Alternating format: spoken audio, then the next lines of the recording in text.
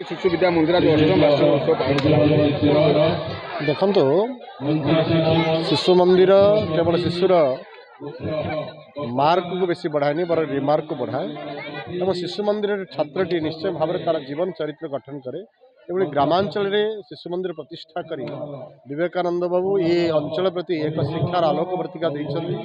अंततः पक्षे एठी पिलाटी पाठ पढ़ी राष्ट्रभक्ति देशप्रीति एवं निजस्व धर्म प्रति आस्था रखिब सहित गोटे समाज रे गोटे उत्तम चरित्रवान व्यक्ति तैयारी पारिबो। सर्वोपरि ये शिशु मंदिर पाठ पढ़ुवा पिलाटी निश्चय भाव में सफलतार शीर्ष पहुँचब एवं एभली ग्रामांचल में जो कष्ट करी पिला मानकु पाठ पढ़ार जो दिशा देखते निश्चय भाव में धन्यवाद पात्र।